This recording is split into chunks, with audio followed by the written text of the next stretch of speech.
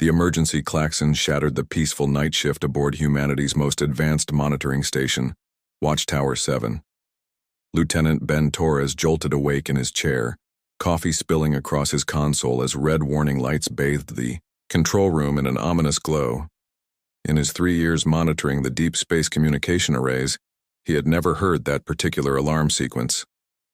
"What the hell?" he muttered, wiping coffee from his keyboard while checking the incoming signal parameters. His breath caught in his throat as the data scrolled across his screens. The signal was definitely not human in origin, but it was following every protocol established for first contact scenarios. More importantly, it was a distress call. Torres's hands flew across his console, running verification protocols and cross-checking, the signal against every known phenomenon. The readings were consistent. Somewhere out in the vast darkness of space, an alien civilization was crying for help, and they were calling Earth. "Computer, wake Captain Cross immediately," Torres commanded, his voice tight with excitement and fear. "Priority Alpha emergency." Within minutes, Captain Jenna Cross strode into the control room, her auburn hair still damp from the sonic shower, and her uniform hastily thrown on. At 38, Cross had seen more deep space action than any other officer in the Earth Defense Force, but even she had never encountered anything like this. "Report," she ordered, settling into the command chair with the practiced ease of someone who had spent half her life in space. "Captain, we're receiving a structured alien transmission from the Kepler 442 system, approximately 1,200 light-years from Earth," Torres explained, pulling up the holographic display. "The signal is coherent, follows mathematical patterns consistent with intelligent communication, and matches the distress beacon protocols we established for first contact scenarios." Cross studied the swirling data patterns on the display, her green eyes narrowing as she processed the implications. Earth had been preparing for this moment for decades, but actually receiving an alien communication still felt surreal. "Any chance this is a hoax or test scenario?" she asked, though her gut already told her the answer. "Negative, Captain. I've run every verification protocol twice. This is the real thing." Torres paused, then added quietly, "Captain, there's something else. The signal is degrading rapidly, as if whatever's transmitting it is under severe duress." Cross felt a chill run down her spine. First contact with an alien species, and they were in trouble. She activated her personal communicator, knowing that the next few minutes would change human history forever. "Cross to Earth Command. Priority Alpha. Patch me through to Admiral Harrison immediately." The response came within seconds. "Captain Cross, this is Admiral Harrison.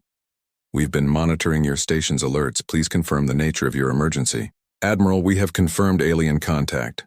Repeat, we have confirmed alien contact. The signal appears to be a distress call." The silence that followed seemed to stretch for eternity. When Admiral Harrison finally responded, his voice was carefully controlled. "Captain, you are to maintain monitoring and begin preliminary decryption attempts. I'm convening the First Contact Council immediately. Do not respond to the signal until you receive direct orders." "Understood, Admiral." As Cross ended the communication, Dr. Rachel Stone burst into the control room, her usually neat blonde hair disheveled and her tablet clutched against her chest.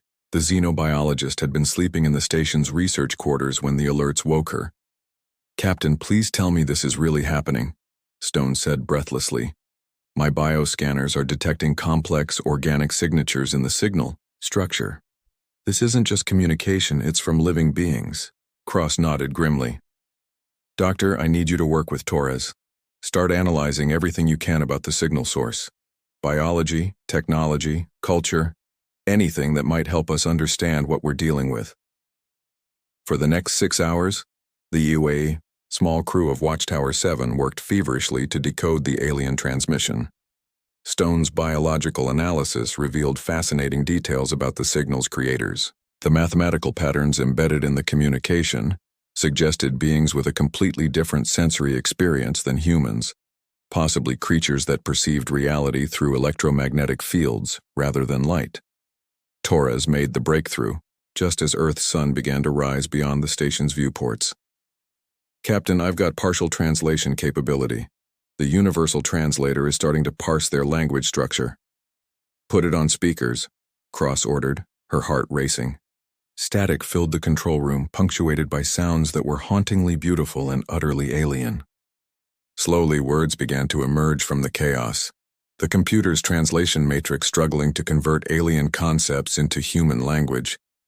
Children of the crystal worlds, the Crovar come again. Our light dims. Desperate. Any who hear, please. The devourers destroy all they touch. We have no weapons and no way to fight. Children of the distant stars, help us. The message repeated, growing weaker with each cycle. Stone's hands trembled as she recorded every nuance of the transmission. My God, she whispered. They're calling themselves the Cathani. They're a crystalline species, and someone called the Crovar is hunting them to extinction. Cross felt something stir deep in her chest, a combination of protectiveness and determination that surprised her with its intensity. These Cathani, whoever they were reaching across the impossible vastness of space, crying for help from anyone who might listen. Captain, Torres said urgently, the signal is fragmenting. I think we're about to lose contact. Route everything to the archives, full spectrum recording, Cross ordered. And Torres, prepare a response beacon. Ma'am, Admiral Harrison ordered us not to respond without authorization. Cross stood up, her jaw set with determination. Lieutenant, somewhere out there people are dying. They've asked for help and by God we're going to give it to them. Prepare the beacon. The response Cross sent was simple but carried the weight of humanity's first words to another species. Cathani people, this is Captain Jenna Cross of Earth. We have received your call for help. Humanity is coming. Hold on. Within hours, Cross found herself standing before the Earth Defense Council in the underground chambers beneath Geneva. The holographic displays around the circular chamber showed the Cathani signal analysis, star charts, and fleet deployment options. Captain Cross, Admiral Harrison began, his weathered face serious. Your unauthorized response has forced our hand. The aliens now know we exist and have the capability to reach them. The question before this council is whether humanity should involve itself in an interstellar war. General Patricia Webb, head of military intelligence, leaned forward. Captain, our analysis suggests the Crovar Empire controls nearly 50 star systems. They're a spacefaring military power that has been expanding for centuries. What makes you think a single human fleet can make a difference? Cross had been expecting this question. General, because we're human, we evolved on a death world that tried to kill us every single day for millions of years. We survived ice ages, supervolcanic eruptions, asteroid impacts, and predators that would give these Crovar nightmares. When peaceful people call for help, we answer.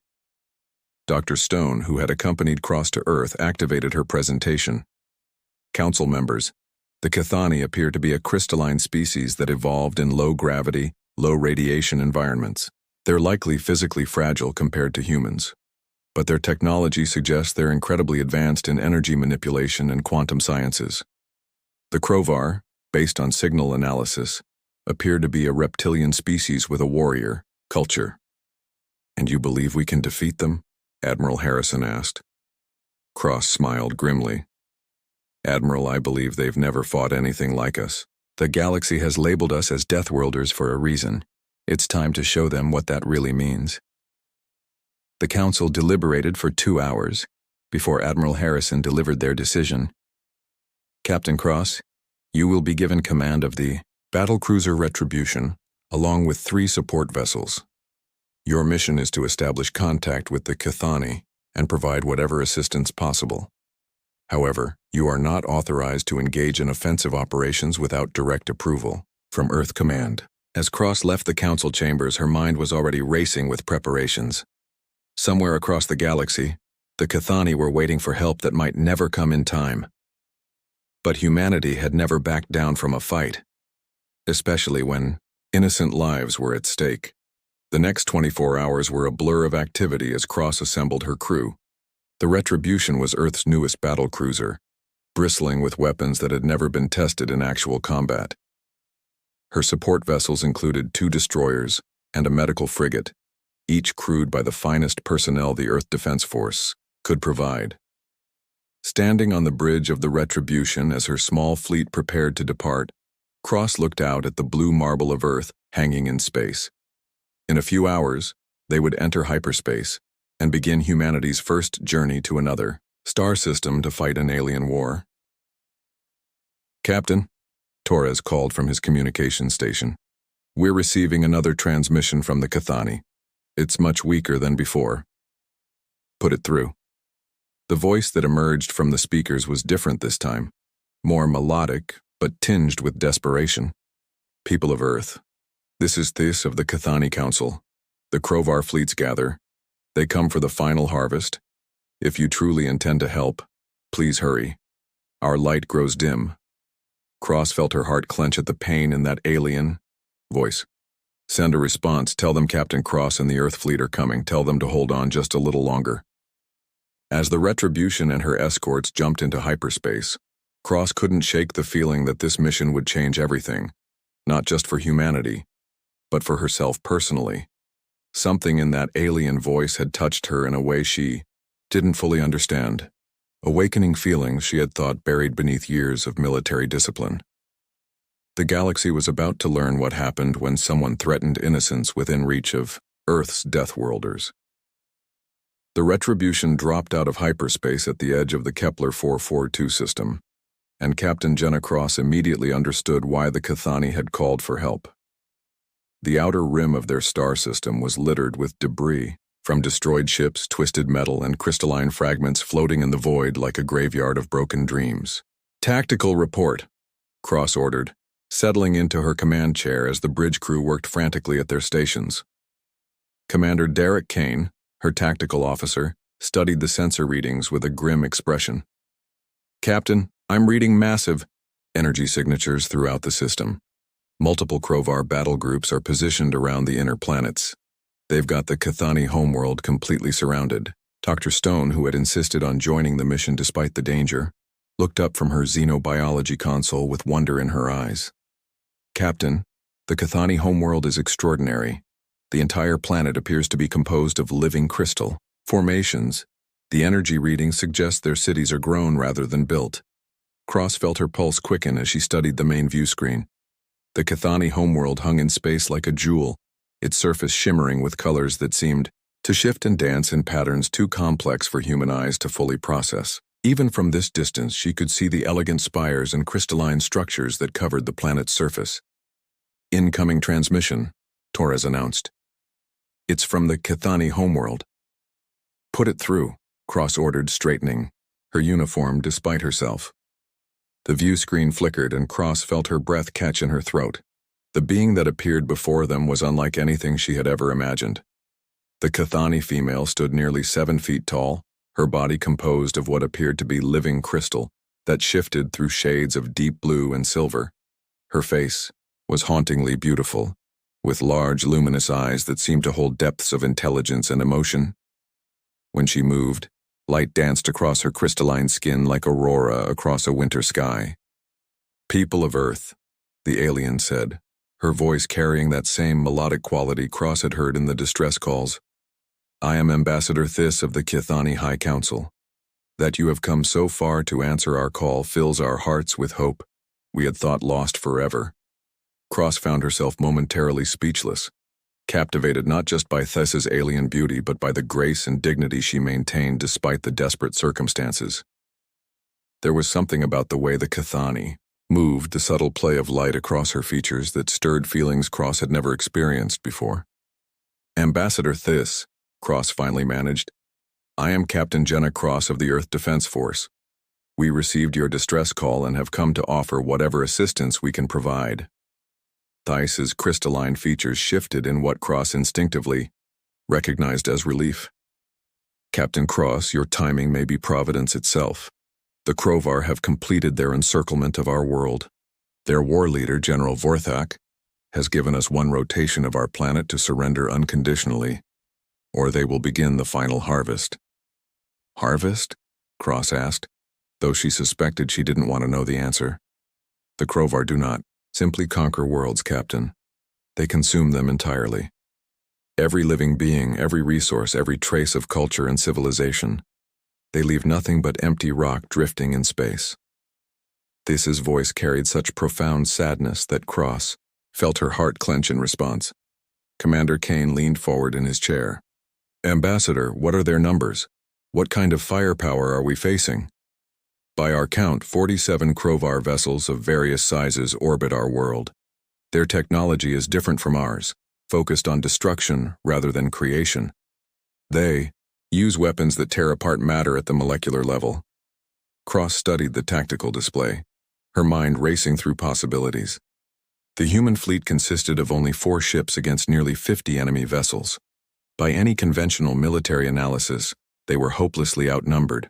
But humans had never been conventional. Ambassador, we need to meet in person to coordinate. Our response, can you arrange safe passage to your planet?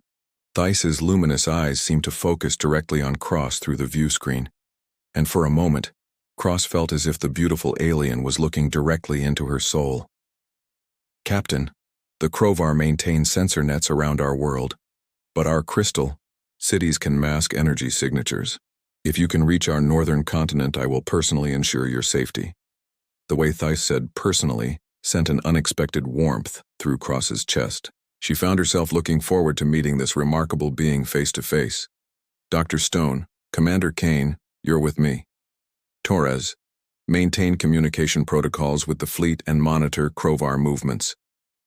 2 hours later, Cross piloted a stealth shuttle through the Cathani atmosphere, marveling at the alien landscape below. The entire planet seemed to be alive, with crystalline formations that pulsed with their own inner light.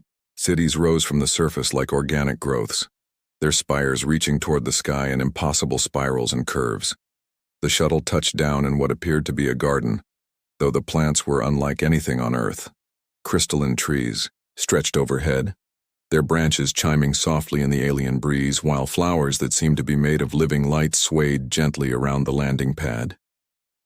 Ambassador Theis waited for them at the garden's center, accompanied by several other Cathani whose crystalline forms shimmered in different hues. As Cross descended from the shuttle, she was struck again by Theis's presence. The Cathani ambassador moved with fluid grace, her every gesture elegant and purposeful. Captain Cross, Theis said, extending what appeared to be her hand in greeting. Welcome to Cathari, our home among the stars. Cross reached out to take the offered hand, and the moment their skin made contact, she felt a shock of sensation unlike anything she had ever experienced. Theis's crystalline skin was warm to the touch, with a subtle texture that seemed to pulse with life. More surprising was the jolt of connection she felt, as if touching Theis had completed some circuit she hadn't known was incomplete. From the way Theis's eyes widened slightly, Cross suspected the Cathani had felt something similar. The honor is ours, Ambassador, Cross managed, reluctantly releasing Theis's hand. Your world is breathtaking. Come, Theis said, gesturing toward a nearby structure that seemed to have grown from the crystal ground itself. The council waits, and time grows short. As they walked through the crystalline corridors of the Cathani Council building, Cross found herself stealing glances at her alien guide. There was something about Theis that went beyond her obvious beauty. The way she carried herself, the intelligence in her luminous eyes, the gentle strength in her voice, everything about her drew Cross like a magnet. Captain, Theis said softly, falling into step beside Cross while Dr. Stone and Commander Kane examined the alien architecture with fascination. May I ask what drove your people to answer our call? Our intelligence suggests that Earth is quite distant from our world. Cross considered the question carefully. Ambassador, humanity has a saying, no one left behind.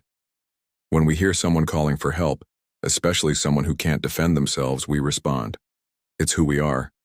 Theis stopped walking and turned to face Cross directly. Even when that someone is an alien creature from a world you've never seen, even when helping might cost human lives? The intensity in Theis's gaze made Cross's pulse quicken. Especially then. Life is precious no matter what form it takes. The fact that you're different from us doesn't make you less worth protecting. Something shifted in Theis's crystalline features. a subtle change in the way light played across her face. "Captain Cross, you may be the first being from another world who has ever said those words to me. In Cathani culture, we have a concept called soul fire, the moment when two beings recognize a fundamental connection despite all surface differences." Cross felt heat rise in her cheeks. "And do you feel that now?" Before Thys could answer, alarms began sounding throughout the Crystal City. Both women looked up as the sky darkened, massive shadows passing overhead as Crovar warships moved into attack position. Commander Kane's voice crackled over Cross's communicator. "Captain, we're reading massive energy buildups from the Crovar fleet. I think they've moved up their timeline." Thys's face went pale, the light in her crystalline skin dimming with fear. "They're beginning the harvest early.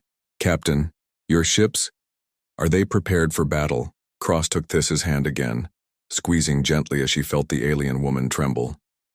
"Ambassador, I need you to trust me. Can you coordinate your people's defenses with our attack patterns?" "Captain, the Cathani have never fought a war. We don't even have weapons in the traditional sense." "Then we'll fight for you," Cross said firmly. "But I need someone who understands your technology to work with us, someone who can help coordinate the defense." Thys straightened, her inner light blazing brighter as determination replaced fear. "Then you have me, Captain. I may not be a soldier's, but I understand our city's defense systems better than anyone." Cross felt a surge of admiration for the alien woman's courage. "Then let's show these Crovar what happens when they threaten innocence." As they rushed toward the command center, Cross couldn't help but notice how naturally she and Thys moved together, their steps synchronizing as if they had been partners for years, rather than having just met. The attraction she felt was undeniable, but more than that, she felt a deep connection to this brave, beautiful being who was willing to fight for her people despite having no experience with warfare.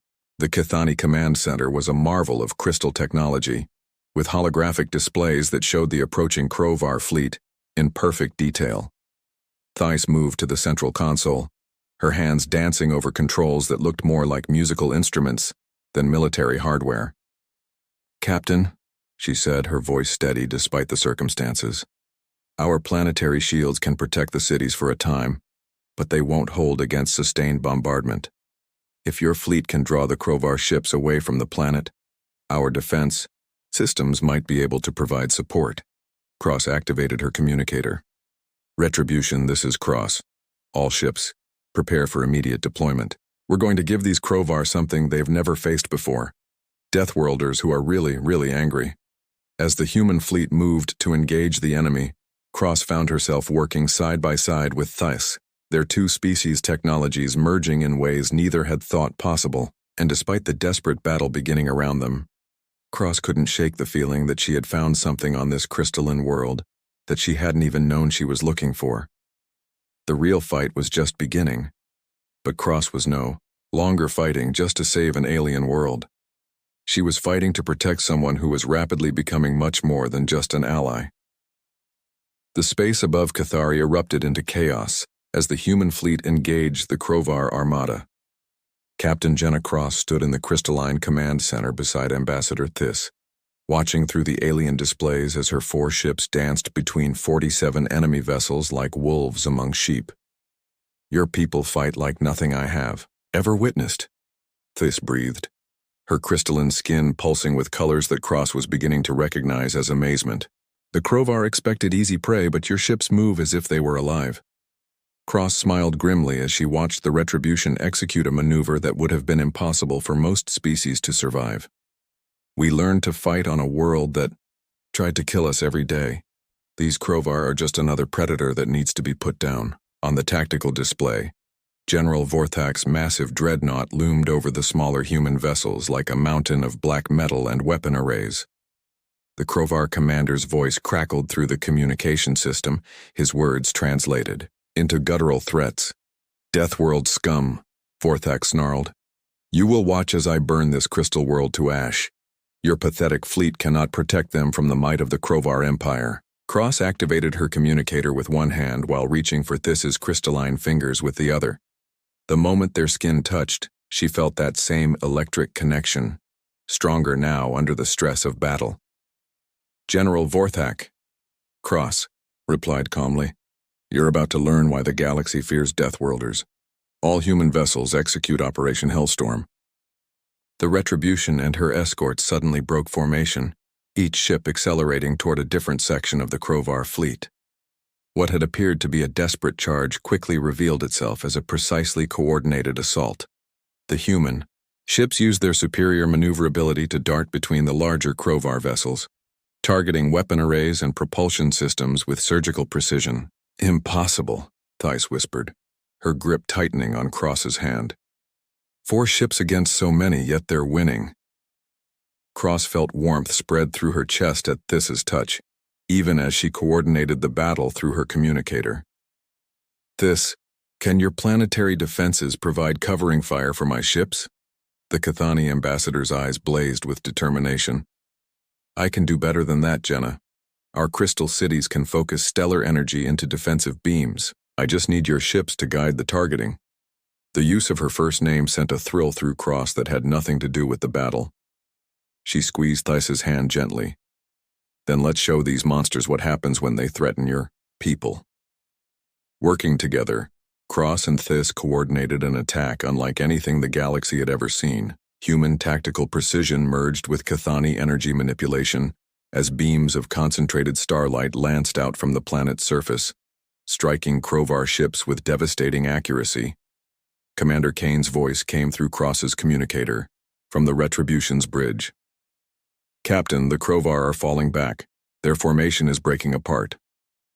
But General Vorthak was not finished. His dreadnought broke away from the main fleet, diving toward the planet's surface with weapons charging for a final devastating strike. "He's targeting the capital city," This gasped, her crystalline features going pale with horror. "Jenna, if that ship reaches the surface, it will kill millions of my people." Cross felt rage build in her chest, a protective fury unlike anything she had ever experienced. The thought of this beautiful world being destroyed, of This's people being slaughtered, ignited something primal and fierce within her. "Not on my watch," she growled, activating her communicator. "Retribution, this is Cross. Ramming speed. Target the Krovar dreadnought." "Captain?" came Kane's shocked reply. "That's a suicide run. The Retribution can't survive a direct collision with a ship that size." "Then we'll make sure it counts," Cross replied. She turned to This, drinking in the alien woman's ethereal beauty as if seeing her for the last time. "This, I need you to know something." "Jenna, no," This whispered, her luminous eyes wide with understanding. "You cannot sacrifice yourself for us. I won't let you." "Someone has to stop that ship," Cross said softly, reaching up to touch This's crystalline cheek. The alien woman's skin was warm beneath her palm, pulsing with inner light. "Your people are worth saving, and so are you." Thais caught Cross's hand, pressing it against her face. "Then I'm coming with you.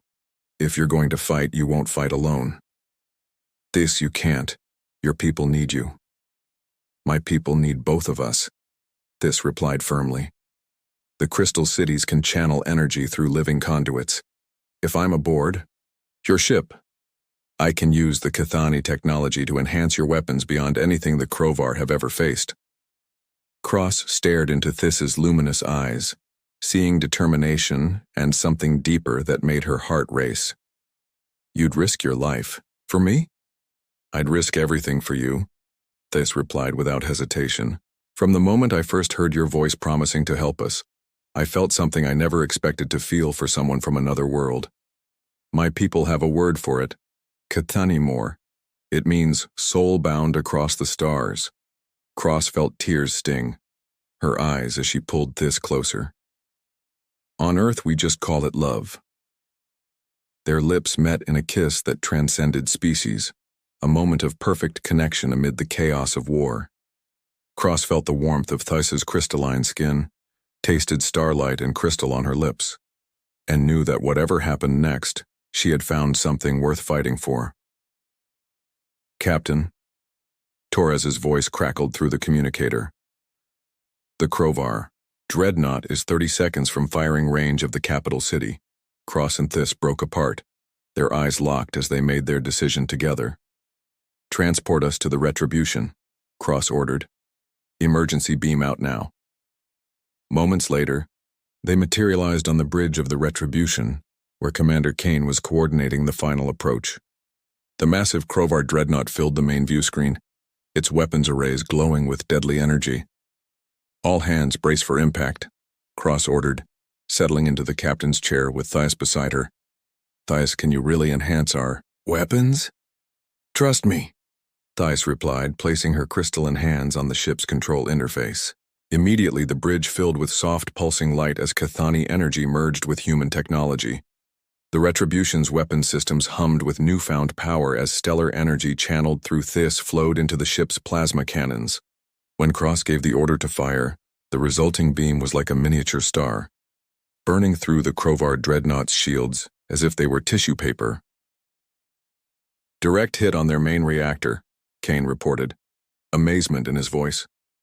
"Captain, that beam just cut through their entire ship." General Vorthak's dreadnought broke apart in a chain of explosions that lit up the space around Cathari like a second sun. The remaining Crovar vessels, seeing their leader's flagship destroyed, began jumping to hyperspace in full retreat. As the battle ended and the immediate danger passed, Cross found herself alone with this in the captain's ready room. The Cathani ambassador stood by the viewport, her crystalline form shimmering with residual energy from the battle. "It's over," Cross said softly, moving to stand beside her. "Your people are safe." "Thanks to you," Thias replied, turning to face Cross with eyes that held depths of emotion. "Jenna, what happens now? Your mission is complete. Will you return to Earth?"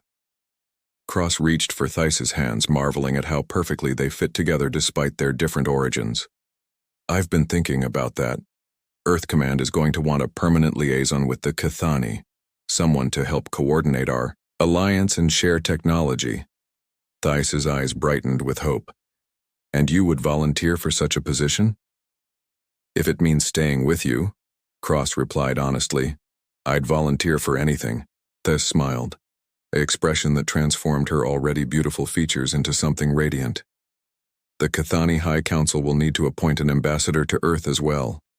Someone to live among your people and learn your ways.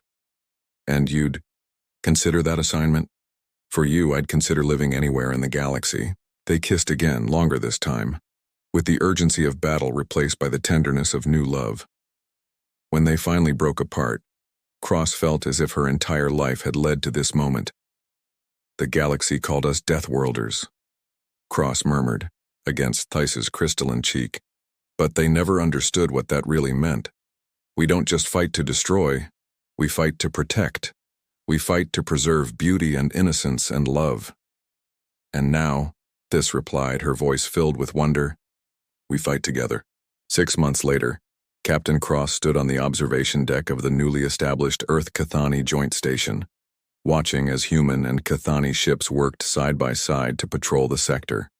The alliance between their species had grown stronger with each passing day, and the love between Cross and Thias had become the foundation for a new kind of diplomatic relationship. "The Council approved our proposal," Thias said, joining Cross at the viewport. Her crystalline form now wore a modified human uniform that accommodated her unique physiology while maintaining her natural beauty. "Both of them?" Cross asked, wrapping her arms around her alien lover. "Both of them. Earth Command and the Cathani High Council have agreed to formalize our partnership, personally and professionally." Cross smiled, turning in Thias's embrace to face the woman who had changed her entire understanding of what was possible in the universe. "So Captain Cross and Ambassador Thias become Admiral Cross and Ambassador Thias?" "Actually," Thias said, with a mischievous light in her luminous eyes, "I was thinking more along the lines of Admiral and Mrs. Cross." Cross felt her heart skip a beat. "Are you proposing to me?" "I'm promising to love you across the stars through whatever dangers the galaxy might throw at us. If that's a proposal, then yes." Their kiss was interrupted by the sound of applause from the observation deck's entrance. Commander Kane stood there with Dr. Stone and Torres, all of them grinning broadly. "About time." Kane said with mock exasperation. "The entire crew has been waiting for you two to make it official." As Cross looked around at her crew, her lover, and the vast expanse of space beyond the station's windows, she realized that humanity's journey to the stars had led to something none of them had expected. They had answered a call for help and found not just allies but family. The Deathworlders had learned that sometimes the greatest victory wasn't defeating an enemy, but finding love in the infinite darkness between the stars. The galaxy would remember the day humanity proved that monsters could be heroes, but Cross would remember it as the day she found her soulmate among the crystal cities of an alien world.